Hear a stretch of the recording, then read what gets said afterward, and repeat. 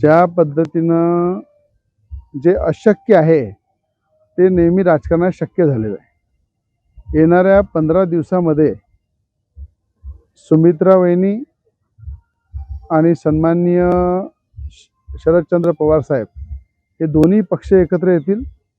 दिल्लीमध्ये आमच्या सुप्रियाताई सुळे पाहतील दिल्ली, आणि राज्यामध्ये सुमित्राताई पाहतील। आणि पुढची भविष्यवाणी सुद्धा सांगतो, केंद्रामध्ये सुप्रियाताई मंत्री बनतील आणि राज्य पूर्ण सांभाळण्याची जबाबदारी सुमित्रा पवार यांच्याकडे राहील। त्यामुळे याच्यामध्ये कुठेही काही जरी असलं तर राजकारणामध्ये जे अशक्य आहे ते शक्य होत असते, आणि 15 दिवसात हे शक्य झालेलं आपल्याला दिसेल। त्याचप्रमाणे उद्धव ठाकरेंनी हनुमान चालीसा जेव्हापासून हातात घेतली, हनुमान चालीसाचा विरोध केल्यामुळं उद्धव ठाकरेंचं मुख्यमंत्री पद गेलं, आमदार गेले, खासदार गेले। पण गेल्या काही दिवसाआधी मुंबईला जी हनुमान चालीसा त्यांनी वाचली, आणि राम रक्षा वाचण्यासाठी राम मंदिरामध्ये नागपूरमध्ये 18 तारखेला ते येत आहे, हनुमान चालीसा वाचत आहे।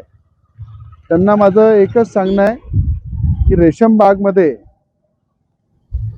संघ कार्यालयामध्ये जाऊन हेगडेवारजींच्या त्या स्मारकाला वंदन करून या, आणि अमरावतीचं हनुमानगडी या ठिकाणी बजरंगबलीला हनुमानगडीला येऊन हनुमान चालीसा वाचन करा। आणि मी तुम्हाला सांगतो, येणाऱ्या काळामध्ये, येणाऱ्या काही महिन्यामध्ये हे सुद्धा चित्र दिसेल आपल्याला की उद्धव ठाकरे आणि एकनाथ शिंदे एकत्र दिसेल। अशा प्रकारचं चित्र दिसू शकते, कारण की आज उद्धव ठाकरेंनी हनुमान चालीसा हातात घेतली आहे, राम भगवंताच्या विचाराला स्वीकारलेला आहे, राम भगवंताच्या बजरंगबलीच्या चरणी उद्धव ठाकरे वापस आलेले आहे। म्हणून हे अशक्य जे आहे ते सुद्धा भविष्यामध्ये उद्धव ठाकरे आणि एकनाथ शिंदेजी एकत्र होऊ शकतात, हे सुद्धा भविष्यवाणी भविष्यातली आहे।